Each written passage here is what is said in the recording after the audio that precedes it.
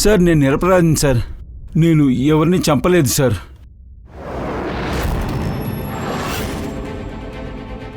ఇది ఏంటని తెలుసా నీకు? DNA report sir. అప్పుడు ఇందులో ఏమి రాసున్న విషయం కూడా నీకు తెలుసుంది అంతే కదా? మళ్ళీ మళ్ళీ నువ్వు ఇన్నోసెంట్ అని చెప్పి నువ్వు చెప్తూనే ఉంటావు. అది మేము నమ్మాలా? అంటే నువ్వు హంతకుడు కాదని చెప్తావు. సార్ మాకు అది మాత్రమే నేర్పించారు, ఎందుకంటే నిజం తప్ప వేరే ఏం పెద్దది కాదని. ఈ కేసులో కూడా అదే నిజం సార్. సార్ నేను ఎవరిని చంపలేదు సార్, నిజం చెప్తున్నాను, చంపలేదు సార్. హత్య చేయలేదని చెప్తున్నావా? అలాంటప్పుడు నీ రక్తం ఆ వెపన్స్లోకి ఎలా వచ్చింది? అది నాకు తెలియలేదు. Damn it! అది ఎలారా నీకు తెలియకుండా పోతుంది? నీ చేతి మీద దెబ్బ తగిలింది కాదంటావా?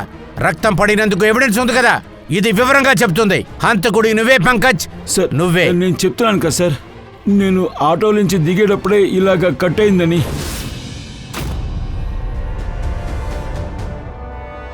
సార్ ఒకవేళ ఇలా కూడా జరిగి ఉండొచ్చు. ఎవరైనా పంకజ్ని ఇరికించడానికి ట్రై చేస్తుంటారు. పంకజ్ ఏ మనిషి నీ చేతిని కోసాడో అతను కూడా నీ బ్లడ్ శాంపుల్ తీసుకెళ్ళి ఉండొచ్చు ఆ క్రైమ్ సీన్ లో పెట్టడానికి. తెలియదు సార్, వాళ్ళ దగ్గర శాంపుల్ ఉండే అవకాశం లేదు. వాడు నా చేయిని ఎప్పుడు కట్ చేశాడో అప్పుడు వెంటనే బయలుదేరిపోయాడు. అప్పుడు నాకు వెంటనే రక్తం రాలేదు, టైం పట్టింది సార్. వాడి దగ్గర శాంపుల్ ఉండే అవకాశం లేదు సార్. ఆ విధంగా నీ బ్లడ్ శాంపిల్స్ ఎవరో కలెక్ట్ చేయకపోతే మరి నీ బ్లడ్ క్రైమ్ సీన్కి ఒకే ఒక విధంగా వెళుతుంది పంకజ్. అది ఎప్పుడంటే నువ్వు అక్కడ హత్య చేయడానికి వెళ్ళినప్పుడు. ఇదే నిజం. అన్నీ తప్పుగా జరుగుతున్నాయి సార్. పంకజ్ మనకు అబద్ధం చెప్పాలనుకుంటే, తిప్పించాలనుకుంటే మనకు చెప్పుంటాడు కదా. అటాక్ చేసినాడు నా బ్లడ్ శాంపుల్ తీసుకెళ్లాడని. కానీ వాడు నిజమే చెప్పాడు సార్. వాడు చెప్పే నిజానికి వాల్యూ లేదా సార్?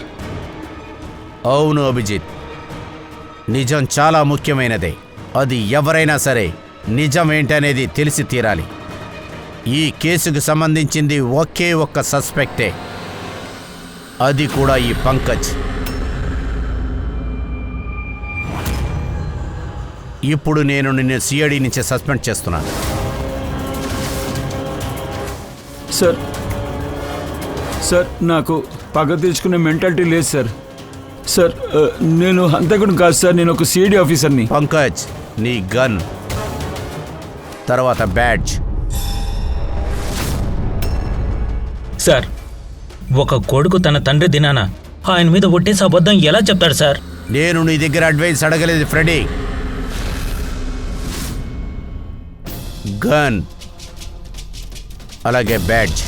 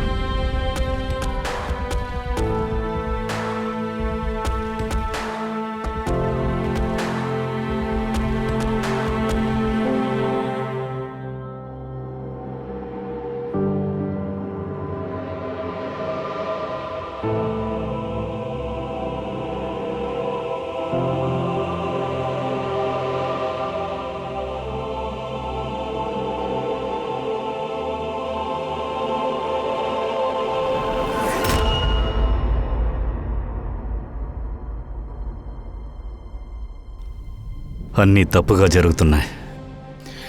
ఇది పూర్తిగా తప్పే అంటాను. నో అఫెన్స్ సార్, కానీ మీరు అప్పుడప్పుడు మా అందరినీ సందేహించకూడదు. ఇప్పుడు నువ్వేం నేను చెప్పాలని తప్పుగా ఏం చెప్పాను సార్? ఎప్పుడైతే సిఐడి ఆఫీసర్ మీద తప్పుడు నేరం మోపబడుతుందో అప్పుడు మీరు కొంచెం కూడా మమ్మల్ని నమ్మనంటున్నారు. నువ్వు ఏమంటున్నావు అభిజిత్? నువ్వు ఇలా అడుగుతావని నేను అనుకోలేదు. మాకు కూడా మీ పైన ఎక్కువ నమ్మకం ఉంది సార్. మీరు సైగ చేశారంటే మా ప్రాణాలు ఇవ్వడానికి కూడా మేము సిద్ధంగా ఉన్నాం.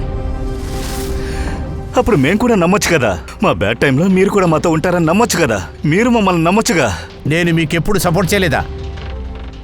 నిజాన్ని కనిపెడటానికి నేను ప్రయత్నించలేదా? నిజం వెనకాల పరిగెత్తే ఈ పరుగులో అప్పుడప్పుడు మమ్మల్ని అవమానిస్తున్నారు సార్. మా బాధ్యతని, మా నమ్మకాన్ని మీరు అవమానిస్తున్నారు. నా పైన తప్పుడు నింద మోపినా మీరు నన్ను నమ్మలేదు. ఎంతవరకు? అభిజిత్ నిరపరాధి అని నిరూపించేదాకా వాడు జైల్లోనే ఉండి తీరాలి. దయ మీద తప్పుడు నేరం మోపినప్పుడు మీరు వాడిని కూడా నమ్మలేదు సార్. కానీ మీరు ఒక విషయాన్ని మర్చిపోయారు సార్. ఒకసారి మీ పైన కూడా తప్పుడు నింద మోపారు.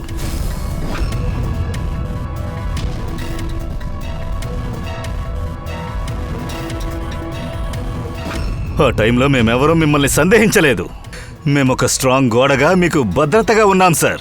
మీ మీద ఒక గీత కూడా పడకూడదనుకున్నాం. అలా మీరు కూడా మాకు బలంగా ఉండొచ్చు కదా సార్. అభిజిత్ ఒక హంతకుడి కంటే డేంజరస్ అయిన మనిషి ఒక ఎమోషనల్ సిఐడి ఆఫీసర్. ఇప్పుడు నువ్వు చాలా ఎమోషనల్గా ఉన్నావు అభిజిత్. సో నేను నిన్ను ఈ కేసు నుంచి రిలీవ్ చేస్తున్నాను.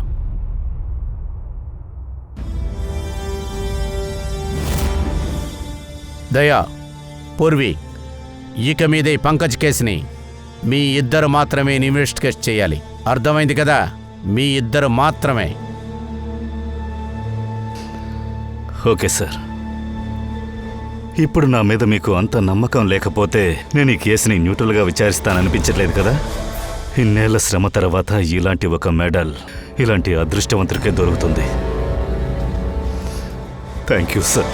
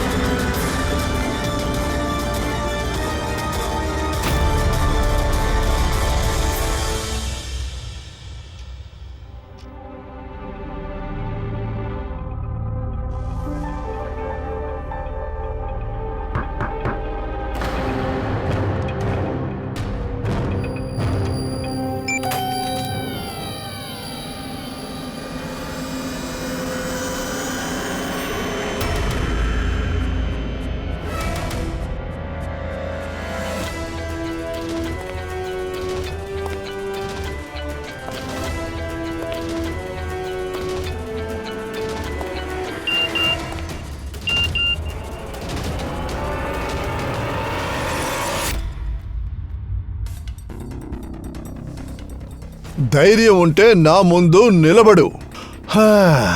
అది చేసి చూద్దాం.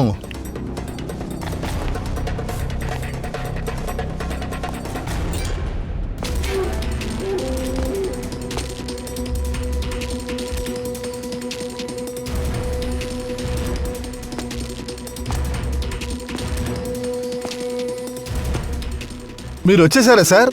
నేను మిమ్మల్ని ఎదురు చూస్తున్నాను. మీ ఫైల్ అక్కడే ఉంది. అందులో full and full financial plans ఉన్నాయి. నాకు నమ్మకం ఉంది సార్, ఖచ్చితంగా మీకు ఇది నచ్చుతుంది.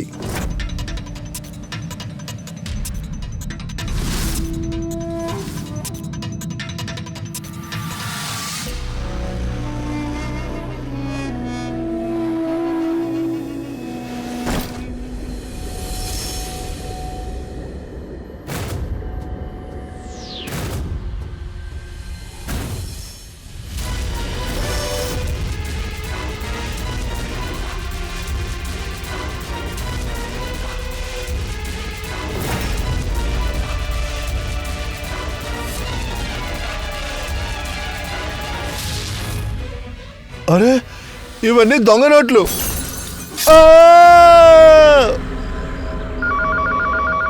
Hello, ACP Pradyuman here. What? ఎప్పుడు? అలాగా, సరే, ఓకే.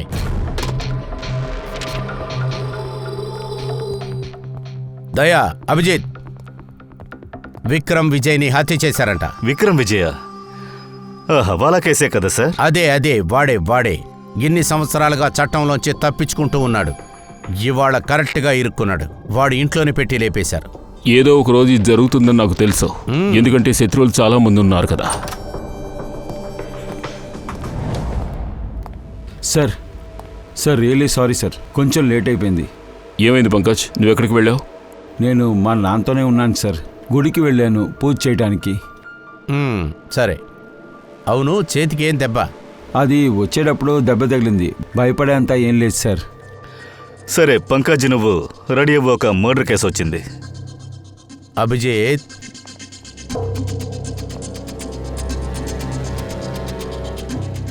ఏంటి విషయం పూర్వి?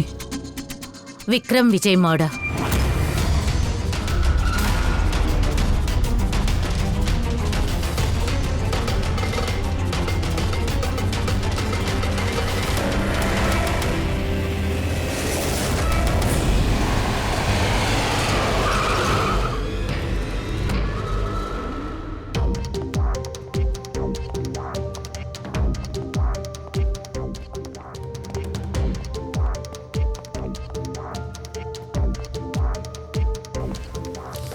సిఐడి? అవును సార్ నేను గోపాల్, విక్రమ్ సార్ మేనేజర్ని.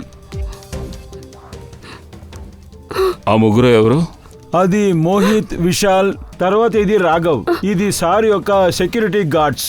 ఓ, అన్నట్టు ఆవిడెవరు? ఆవిడ Vikram sir wife Madhu madam.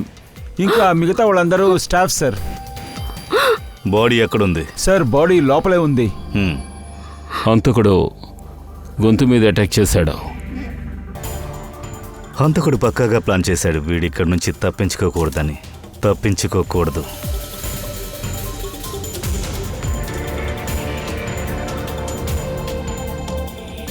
ఈ బాటిల్ పీస్తోనే అతని మీద వాడు అటాక్ చేసి ఉంటాడు.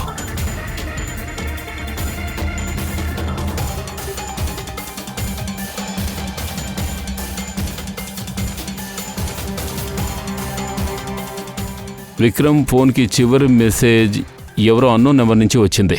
నాకు ఎదురుగా వీపు చూపిస్తూ నుంచో. వీపు నుంచి దించాడంటే అంటే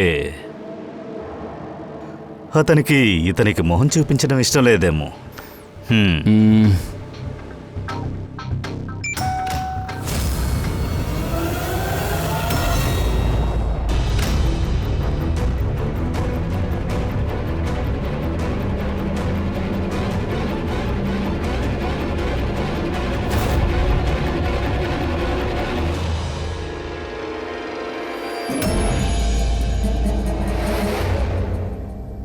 ఇలా చూడండి సార్, ఈ పూల మొక్కల దగ్గర ఏం దొరికిందో audio recording device. Audio recording డివైసా? వాళ్ళు ఈ రూమ్లో నిలబడి ఏమేం మాట్లాడారో దొంగచాటుగా ఎవరో విన్నారు. సార్, నాకు అతని పేరు తెలీదు, కానీ తాను చేసిన ఏర్పాట్లు చూస్తుంటే దాన్ని బట్టి ఏమనిపిస్తుందంటే ఆ మనిషి నా హస్బెండ్ ముఖ్యమైన క్లయింట్ అనుకుంటా. అతనే వచ్చి విక్రమ్ని కలిశాడని చెప్పాడు. ఆ క్లయింట్ సార్ బాడీ లోపలే ఉంది. విక్రమ్ కాంటాక్ట్ లోకి ఎలా వచ్చారు? సార్ నా వల్లే సార్.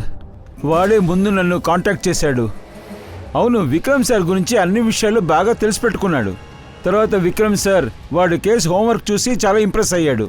తర్వాత ఆయన నా దగ్గర మీటింగ్ ఫిక్స్ చేయమని చెప్పారు.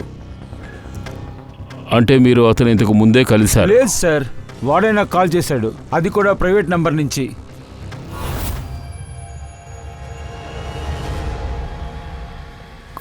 కానీ అప్పట్లో మీరు మీటింగ్కి ముందు కావాల్సిన ఏర్పాట్లన్నీ చేసి ఉంచారు కదా? ఆ రూమ్ని బాగా చెక్ చేశారా? అలా అయితే ఈ ఆడియో రికార్డింగ్ డివైస్ అదెలా ఈ రూమ్లోకి వచ్చింది? సార్, అది ఎక్కడి నుంచి వచ్చింది? ఫ్లవర్ పాట్ లోపల ఉంది. నేనే సార్ చెక్ చేసింది, కానీ ఆ ఫ్లవర్ పాట్లో నేను అప్పుడు చూడలేదు. చూడలేదా? అవును సార్. సరే, మీరు చూడకుండా ఎలా మిస్ అయ్యారు? మీరు ఒక రండి, అక్కడికి వస్తే చాలామంది కళ్ళు బాగా కనిపిస్తాయి.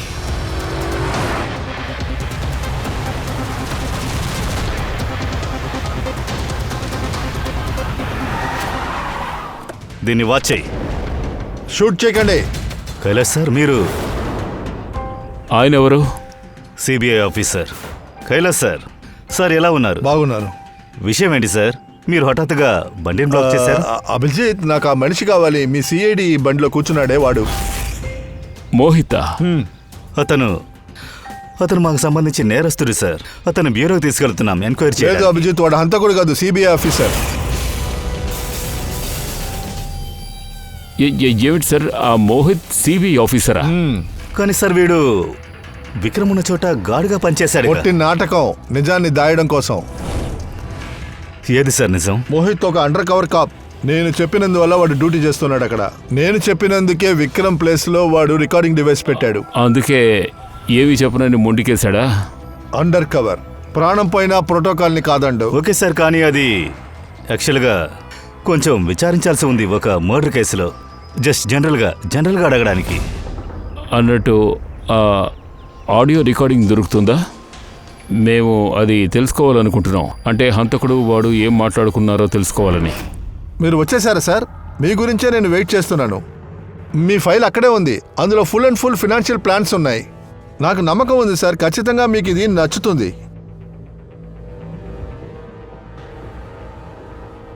ఇవన్నీ దొంగ నోట్లు. సార్, ఏమనిపిస్తోందంటే విక్రమ్కి ఆ హంతకుడు ముందే తెలుసులా ఉంది. అందుకే హంతకుడు తన మొహాన్ని చూపించడానికి ఇష్టపడలేదు. వీళ్ళిచ్చిన డబ్బు మొత్తం దొంగ నోట్లని విక్రమ్కి తెలిసిన తర్వాత నిమిషం హంతకుడు అతన్ని చంపేశాడు. తర్వాత ఆ బ్యాగ్ తీసుకుని వెళ్ళినట్టున్నాడు. మనమందరం పనిచేద్దాం. అదే ఆ మోహిత్ ఉన్నాడు కదా, అండర్ కవర్ క్రాఫ్ట్, వాడిని విచారిద్దాం. ఐఎమ్ సారీ సార్, ఈ కేసు ఇంకా క్లోజ్ అవ్వలేదు.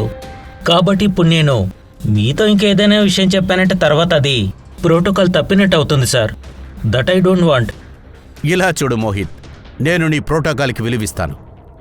కానీ ఏదైనా ఒక చిన్న విషయం ఉంటుంది కదా, అదే ఇన్వెస్టిగేషన్ టైంలో నీకు దొరికింటుంది కదా, అది నీ ప్రోటోకాల్కి మీరిన విషయం అయి కూడా ఉండొచ్చు కదా.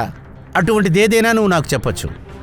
అటువంటిది ఏదైనా ఉంటే చెప్పు, అది పెట్టి మనం హంతకుడిని కనిపెట్టచ్చు. నేను మీకు ఒక విషయం చెప్పగలను. అదేంటంటే గత కొన్నేళ్లుగా సిబిఐ చెప్పాలి అంటే ఈ విక్రమ్ వెనకాలే పరిగెడుతున్నారు. ఈ రోజు నుంచి 15 ఏళ్ల క్రితం 2002లో సిబిఐ ఒక అండర్ కవర్ ఆఫీసర్ తోటి విక్రమ్ విజయ్ని వెంబడించమన్నారు, కొన్ని ముఖ్యమైన ఎవిడెన్స్ సంపాదించడం కోసమని.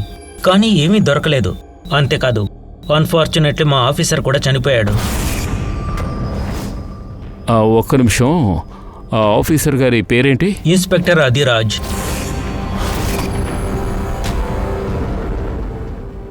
ఇన్స్పెక్టర్ అధిరాజా? ఈ బాటిల్లో రక్తపు మరకలు ఉన్నాయి కదా, ఈ రక్తంలో విక్రమ్ డిఎన్ఏ తప్ప మరొకరి డిఎన్ఏ కూడా ఉంది. విక్రమ్ డిఎన్ఏ కాకుండా వేరే ఇంకొక డిఎన్ఏనా? అలా అయితే ఆ స్పాట్లో ఇంకొక అతను ఉన్నాడా? నువ్వేమంటున్నావు సోలంకి? క్రిమినల్ డేటాబేస్లో కంపేర్ చేసి చూసావా? నువ్వు మ్యాచ్ చేసి చూసావా? దానికి అక్కర్లేదులే. అనవసరం అంటే దానికి అర్థమేంటి సోలంకి? అసలు ఆ డిఎన్ఏ ఎవరిది?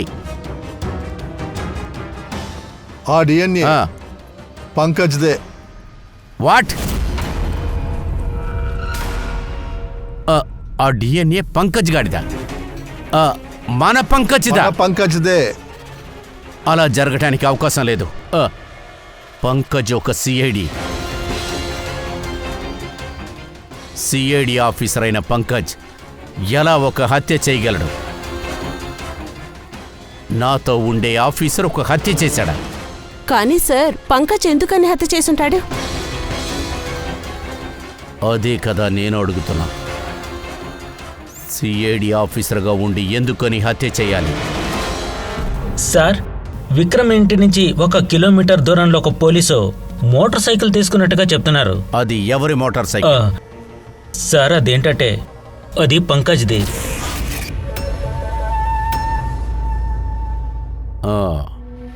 నాకు అప్పుడే సందేహం వచ్చింది. ఏమంటున్నారు సార్? పంకజ్ బైక్ అక్కడ దొరికింది, అయినా మీకెవరికి షాక్ అనిపించట్లేదా? ఫ్రెడీ, విక్రమ్ విజయ్ ఆ రోజు హత్యకు గురైన వారు 15 సంవత్సరాల క్రితం అతిరాజ్ గారు, పంకజ్ వాళ్ళ నాన్న, ఒక అండర్ కవర్ కాప్ బాడీ గార్డ్గా మారి విక్రమ్ విజయ్లకు వ్యతిరేకంగా ఎవిడెన్స్ కలెక్ట్ చేశారు. ఆ టైంలో వారు హత్య గావించబడ్డారు.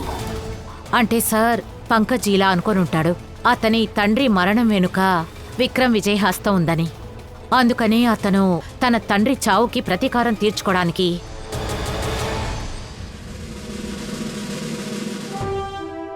ఆ పంకజ్ ఎక్కడున్నాడు?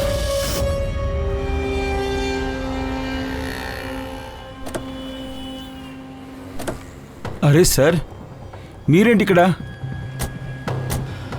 అదే ప్రశ్నే మేము కూడా నిన్ను అడగాలనుకున్నాం. నువ్విక్కడేం చేస్తున్నావు? నీకు ఆరోగ్యం సార్, బాగాలేదన్నా? నా బైక్ దొంగతనం జరిగింది. ఇక్కడ పక్కన పోలీస్ స్టేషన్కి రిపోర్ట్ ఇద్దామని వచ్చాను. ఇదిగో చూడండి. మాకు తెలిసి నీ బైక్ ఎక్కడుందో. ఈ విషయం మీకెలా తెలుసు? నీ బైక్ విక్రమ్ విజయ్ ఇంటి దగ్గర దొరికింది. అదే విక్రమ్ విజయే మీ నాన్నను కూడా హత్య చేసింది. ఏసీపీ గారు చెప్పిన తర్వాత విక్రమ్ విజయ్ని చంపేశారని చెప్పడం నీకు తెలుసు కదా అదే విక్రమ్ విజయ్ అని? అవును సార్. నువ్వెందుకు మరి బ్యూరోలో అది చెప్పలేదు? నిన్న నువ్వు చెప్పుండొచ్చుగా ఆ విక్రమ్ విజయ్ మీ నాన్నను చంపాడని. సార్, అది ఇవాళ నాన్న అంత్యక్రియలు సార్. గుడి నుంచి బయటకు వస్తుంటే దాని గురించి ఆలోచిస్తున్నాను. మధ్యని న్యూస్ అలాగే చాలా షాకింగ్గా ఉండింది. అందువల్ల ఏం చేయాలో తెలియలేదు. తర్వాత నీకు చేతికి గాయమైంది కదా, అసలు ఏమైంది పంకజ్? సార్, ఇది గుడి నుంచి బయటకు వస్తున్నప్పుడు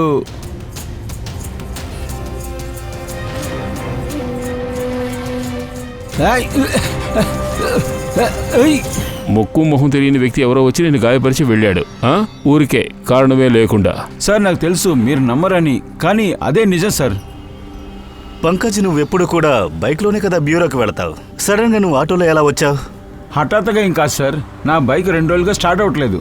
అంటే నీ బైక్ని ఎవడో ఒకడు వచ్చి తీసుకువెళ్ళాడా? దాన్ని రిపేర్ చేసిన తర్వాత ఎవరికీ తెలియకుండా మానవ సంచారం లేని చోట వదిలేసి వెళ్ళాడు. అది ఎలాగంటే ఆ వ్యక్తి పక్కింటి పక్కనే వదిలేసి వెళ్ళాడు. అతని హత్య ఈ రోజే జరిగింది. తర్వాత ఇంకో విషయం, మీ నాన్నని చంపింది కూడా వాడే. సార్, మీరు నన్నే అనుమానిస్తున్నారా? అదేంటంటే మీరు విక్రమ్ గారిని చంపారనుకుంటున్నారా?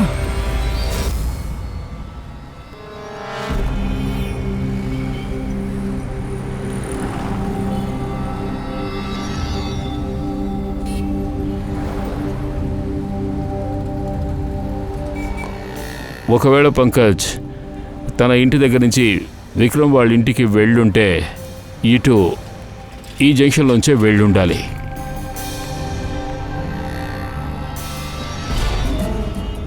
సార్ సిగ్నల్లో సీసీటీవీ కెమెరా ఫిక్స్ అయి ఉంది. ఆ సీసీటీవీ ఫుటేజ్ని చెక్ చేస్తే మనకు అన్ని విషయాలు తెలుస్తాయి. నిజంగానే పంకజే ఈ రూట్లో వెళ్ళాడా లేక ఇంకెవరైనా వెళ్ళారా అనేది.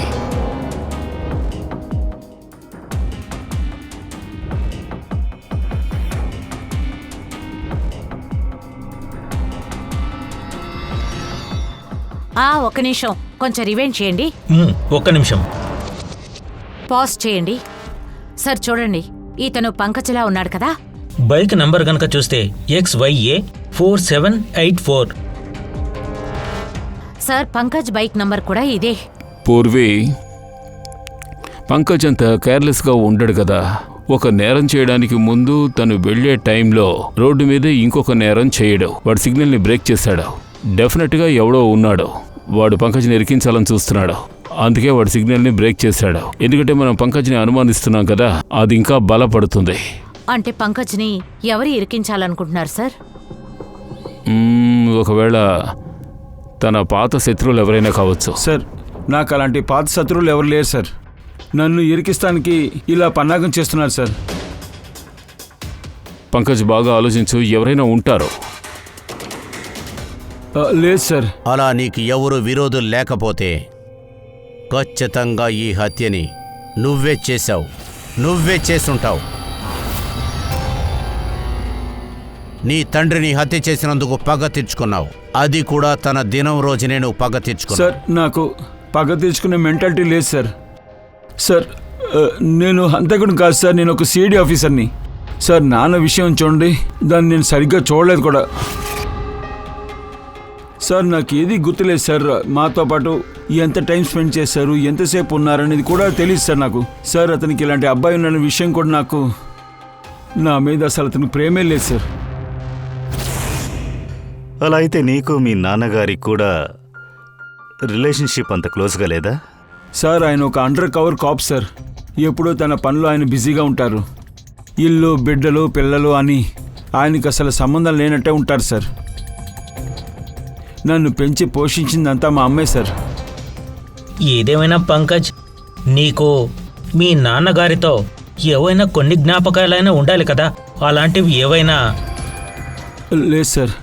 సార్ అది కొంచెం గుర్తుంది సార్. అదేంటంటే నన్ను ఒక ఎగ్జిబిషన్ తీసుకెళ్తారు సార్. కానీ నన్ను అక్కడికి తీసుకెళ్లే ముందు హాస్పిటల్ తీసుకెళ్తారు సార్. ఎప్పుడూ అలాగే సార్. తర్వాత హాస్పిటల్కా? ఎందుకని? చిన్నప్పుడు నాకు ఒంట్లో బాగాలేకుండా పోతుంది. అందువల్ల ఆయన హాస్పిటల్ తీసుకెళ్తారు. నాకు నొప్పిగా ఉంటుంది సార్. నొప్పా? పంకజ్, ఎక్కడ నొప్పి అంటున్నావు? సార్ వీపీ మీదే సార్. ఇదిగో ఇదిగో వీపీ ఇక్కడ వైపు. సార్. పంకజ్, డాక్టర్ వీపీ వైపు ఏం చేశారు? తెలియలేదు సార్. ఇంతకన్నా ఏం గుర్తులేదు సార్ నాకు. ఆలోచించు పంకజ్, ఆలోచించు. నీ వీపీ నుంచి ఏదైనా ఇంజెక్షన్ వేశారా, లేకపోతే ఏదైనా రక్తం తీశారా? ఏం చేశారు? సార్ సార్ సార్ డ్రిల్ మిషన్తో ఏదో చేస్తూ ఉన్నారు హాస్పిటల్లో. ఏంటి స్టార్టింగే డ్రిల్ మిషనా? ఆ తర్వాత నీకు భయంకరమైన నొప్పి ఉందా? కానీ చాలా బాధగా ఉంటుంది సార్. ఆ వారం అంతా బెడ్ రెస్ట్లోనే ఉంటాను సార్ నేను. సరే, నువ్వు తర్వాత ఇంటికి వెళ్ళిన తర్వాత నీకు ఏదైనా గుర్తుకొచ్చిందా?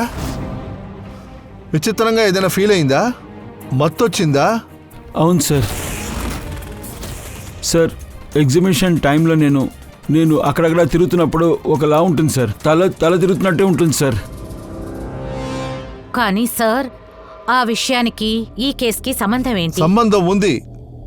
బస్ నాకేమనిపిస్తుందంటే వీళ్ళ నాన్న వీడి చిన్న వయసులోనే వీడి బోన్ నేరోని డొనేట్ చేశారు.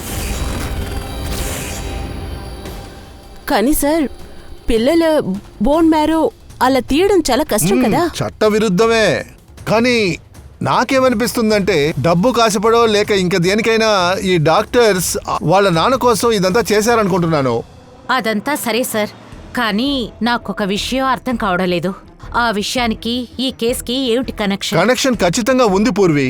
ఎందుకంటే చాలాసార్లు బోన్ మ్యారోని డొనేట్ చేసేటప్పుడు ఎవరికైతే అది మనం డొనేట్ చేస్తున్నామో ఆ వ్యక్తికి హ్యూమన్ క్లైమనిజం ఏర్పడుతుంది.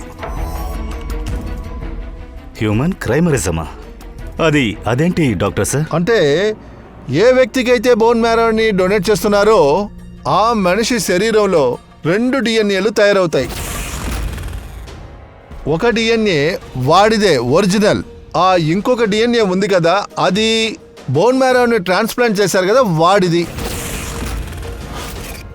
అంటే సార్, పంకజ్ బోన్ మ్యారోని ఎవరెవరికి ఇచ్చారో వాళ్ళందరి రక్తంలోనూ పంకజ్ డిఎన్ఏ ఉంటుందంటారా? ఎగ్జాక్ట్లీ దయా.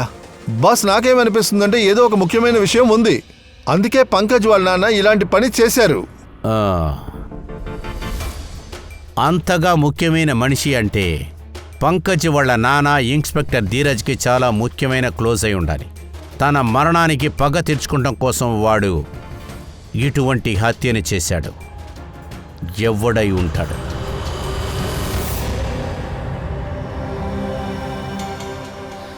దయా. Hi sir. Hello Abhijit. Hi Daya, ఎలా ఉన్నావు? Hello, good. సారీ మిమ్మల్ని ఇలాంటి చోటికి పిలవాల్సి వచ్చింది. అభిజిత్, నీకు ఏ ఇన్ఫర్మేషన్ అవసరం అవుతుందో అది సిఐడి ఆఫీసులోనూ దొరకదు, నా ఆఫీసులోనూ దొరకదు. థ్యాంక్ యూ సార్ మీ సహాయం కోసం. పంకజ్ చాలా నిజాయితీ గల ఆఫీసర్ సార్. మీరు సహాయం చేస్తేనే అతను నిరపరాధని నిరూపించగలము. అభిజిత్, నీకు గుర్తుందా ఒక ప్రమాదమైన క్రిమినల్ రాక వాణ్ణి పట్టుకోవడానికి నువ్వు నాకు సహాయం చేసావు కదా? ఆ రుణం తీర్చుకోవడానికి ఇప్పుడు నాకు అవకాశం వచ్చింది. స్నేహంలో రుణం తీర్చుకోలేము సార్. యాక్చువల్గా మాకు పంకజ్ వాళ్ళ నాన్న ఇన్స్పెక్టర్ అధిరాజ్ గురించిన డీటెయిల్స్ కావాలి. మీకు తెలిస్తే ఇవ్వండి సార్. మీరు ఇన్స్పెక్టర్ అధిరాజ్తో కలిసి పనిచేశారు కదా? అవునుదయ్యా, అజిరాజ్ చాలా స్ట్రిక్ట్ ఆఫీసర్, ధైర్యశాలి కూడా. అతనితో కలిసి నేను పనిచేయడం గర్వంగా ఫీల్ అవుతున్నాను. సార్, యాక్చువల్గా మాకు ఏం తెలియాలంటే ఆయన అండర్ కవర్ మిషన్ టైంలో ఆయనకి ఎవరితోనైనా ఎప్పుడైనా క్లోజ్ రిలేషన్షిప్ ఏర్పడిందా? ఐ మీన్ కొత్తగా ఏదైనా కుటుంబం అలాంటిది ఏదైనా? అభిజిత్, ఈ అండర్ కవర్ అనేది చాలా వ్యత్యాసమైన జీవితం. ఆ జీవితం చాలా కష్టం. పోలీసులు కూడా మనుషులే కదా. తర్వాత మన జీవితాల్లో కూడా కొన్ని విషయాలు జరిగి ఉండకూడదు. అంటే తనకి ఎవరితోనైనా ప్రేమ ఏర్పడిందా? ఆయనకి ఇంకొక కుటుంబం అలాంటిది ఏమైనా? అవును, అధిరాజ్ రెండో భార్య ఒక బిడ్డను కని చనిపోయారు. తర్వాత అధిరాజ్ గారు మరణించిన తర్వాత రెండవ బిడ్డ ఏమైంది? ఆ విషయం అది చెప్పండి. ఇప్పటి వరకు రహస్యంగానే ఉంది. ఆ అధిరాజ్ ఆ బిడ్డని ఎక్కడ పెట్టారు, ఎలా పెంచుతున్నారు, అటువంటి డీటెయిల్స్ ఎవరికీ ఎక్కడా తెలియలేదు. ఆయనకి ఇంకొక బిడ్డ కూడా ఉంది కదా, రెండో బిడ్డ చేసుకున్నాక పుట్టింది.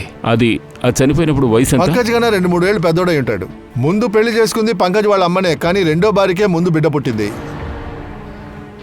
ఒకవేళ అతనికి ఏదైనా వ్యాధి ఉండొచ్చు. అందువల్ల అధిరాజ్ సార్ పంకజ్ బోన్ న్యారోని తీసి ఆ బిడ్డకిచ్చుండొచ్చుగా. తర్వాత తన తండ్రి మరణానికి కక్ష తీర్చుకోవడం కోసం ఒకవేళ పంకజ్ స్టెప్ బ్రదర్ ఇలా చేసుండొచ్చు కదా. కానీ ఇప్పుడు ప్రశ్న ఏమిటంటే పంకజ్ స్టెప్ బ్రదర్ ఎవరతను? ఇప్పుడు ఎక్కడున్నాడు? నేను కూడా గెస్ట్ చేయగలుగుతున్నాను సార్. ఇప్పుడు ఏం జరిగిందో అర్థమవుతుంది. కైలాస్ సార్, మాకు ఇంకో సహాయం కూడా కావాలి. ఈ అండర్ కవర్ మిషన్ టైంలో ఇంకా ఎవరెవరు మీతో ఉన్నారు సార్? వాళ్ళందరి డీటెయిల్స్ కావాలి. అలాగే అధిరాజ్ సార్ టోటల్ జాతకం కావాలి. అభిజిత్, అది చాలా కష్టమైన విషయం. తెలుసు సార్, కొంచెం కష్టమే. కానీ ఒకరిని నిరపరాధని నిరూపించారుగా. మీరు ధైర్యంగా ఉండండి. అన్ని ఇన్ఫర్మేషన్స్ మా దగ్గరే ఉంటాయి సార్. షూర్. ఓకే. ఇంకా ఎంతసేపు అయ్యా వెయిట్ చేయాలి? ఎందుకని టైంకి రావట్లేదు?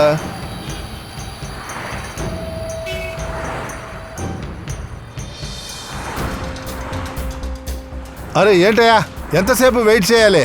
ఇలా చూడు, మొత్తం పేమెంట్ నాకు ఇప్పుడే కావాలి. నేను సిటీ నుంచి బయటికి పారిపోవాలి. ఈ లెక్కని నేను ఈ రోజే ఈ నిమిషంలోనే సెటిల్ చేస్తాను.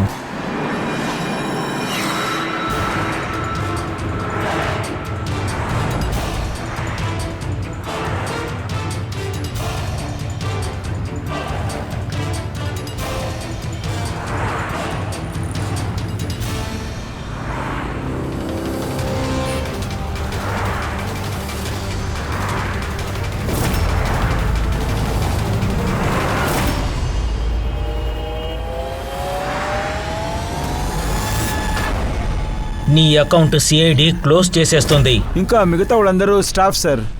లేదు అభిజిత్, వాడు హంతకుడు కాదు, ఒక సిబిఐ ఆఫీసర్.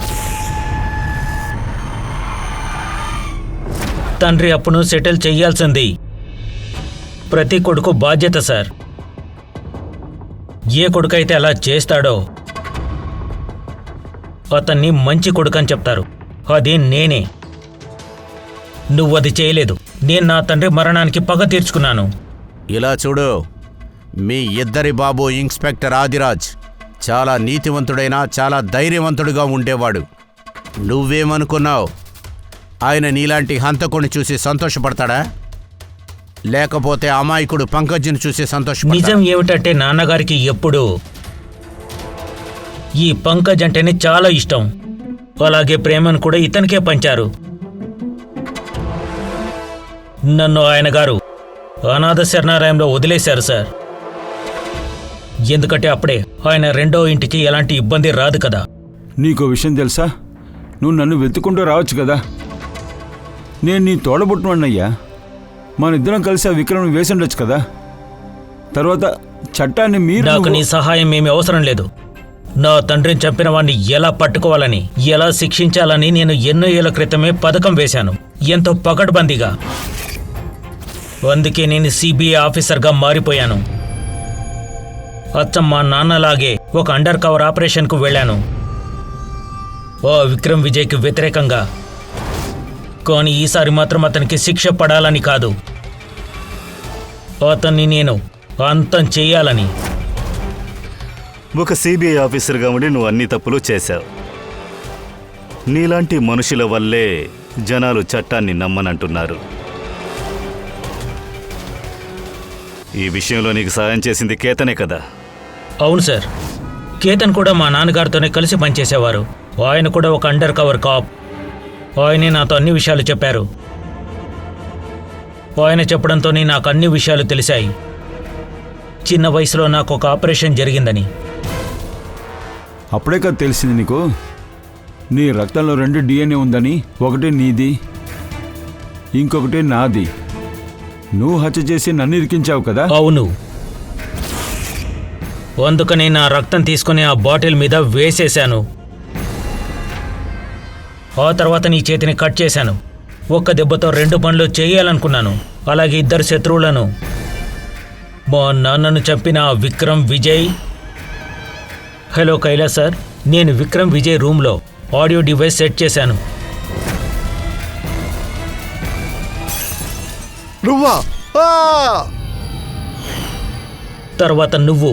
నేనంటే నీకు ఎందుకు ఇష్టం లేదు? ఎందుకు కోపం రాకూడదు? ఈరోజు వరకు నీకే కదా అంతా దొరికింది. మా నాన్నగారి పేరు, గౌరవం, మర్యాద అన్నీ నీకే కదా. ఇందులో దురదృష్టం ఏమిటంటే ఇవన్నీ నీకు దక్కా కూడా కొంచెం కూడా బాధ అనిపించలేదు. మా నాన్నని చంపిన వాణ్ణి నేనే గనక వదిలేసి ఉంటే ఈ రోజు వరకు ఎలాంటి శిక్ష అనుభవించకుండా దర్జాగా బయట తిరిగేవాడు. సరే, ఇప్పుడు నీకు ఏం దక్కింది మోహిత్? జైలు. హత్య చేయడం వల్ల మీ నాన్నకి ఏం దక్కింది? చచ్చిన తర్వాత సిగ్గుపడి ఉంటారు కదా. ఒక విషయం మిమ్మల్ని అడగచ్చా?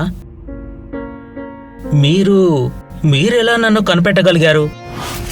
ఎలాంటి ఎవిడెన్స్ వదిలిపెట్టలేదు కదా. అన్నీ పంకజ్ వైపే చూపించేలా సెట్ చేశాను కదా. మోహిత్ మాకు బాగా తెలుసు. పంకజ్ అటువంటి పనులు ఎప్పుడూ చేయడు. తర్వాత నిన్నెలా మేము పట్టుకోగలిగాం అడుగుతున్నావు కదా. మాకు 2 DNAలు ఉన్నాయని తెలిసినప్పుడు అప్పుడే మేము మీ నాన్న ఆదిరాజు బ్యాక్గ్రౌండ్ను కూడా చెక్ చేశాం. అప్పుడే మాకు అతనికి ఇంకొక కుటుంబం ఉందని కూడా తెలిసింది. నువ్వు కూడా ఒక కొడుకు అని. అది చాలు కదా. నెక్స్ట్ మినిటే నీ జాతకం మా చేతిలో వచ్చేసింది. దాంతో అన్ని విషయాలు క్లియర్ అయ్యాయి. నువ్వు చాలా పెద్ద తప్పు చేసావు మోహిత్. దీనికి క్షమాపణ అనేదే లేదు. నీకు ఖచ్చితంగా శిక్ష పడుతుంది. ఒక నీతిగల ఆఫీసర్గా నువ్వు కూడా బ్రతికుండొచ్చు. రెడీ?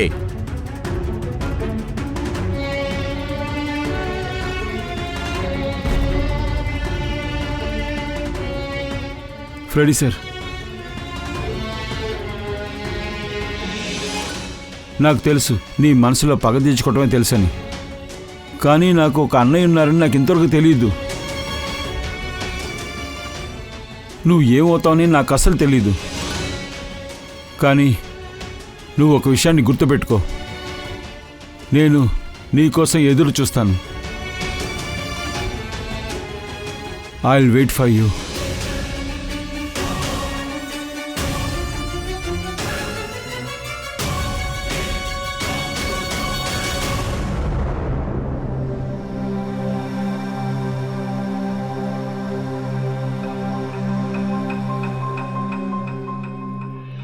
అరే పంకజ్, ఇలా చూడు. నీ మనసు మొత్తం మంచేరా ఉంది. ఎప్పటికి కూడా నువ్వు ఇలాగే ఉండాలి. గుర్తుపెట్టుకోరా. Welcome back to CID. Thank you sir. Sir, అది ఐఎమ్ సారీ సార్. మీరు చెప్పిందే కరెక్ట్. ఎమోషనల్ అయ్యానంటే నేను కొంచెం ఓవర్గానే మాట్లాడేశాను సార్. I'm sorry. ఇలా చూడు అభిజిత్, మీరందరూ కూడా నాకు ఉత్తి సిఐడి ఆఫీసర్స్ మాత్రం కాదు. నా గొప్పతనం, నాకున్న నమ్మకం, నాకున్న శక్తి మీరే. తర్వాత ఏసీపీ ప్రతిమని ఎప్పటికీ తన శక్తిని ఎప్పుడూ సందేహపడడు. ఇక మీద కూడా సందేహపడడు. మనకి కూడా కష్టాలు వస్తుంటాయి, అవి వచ్చిన దారిలోనే వెళ్ళిపోతుంటాయి. కానీ మన బాధ్యత మనం సరిగ్గా చేసేటప్పుడు నా కొడుకుని నేను షూట్ చేయాల్సిన అవసరం వచ్చినా అప్పుడు కూడా నా చేతులు వడకవు.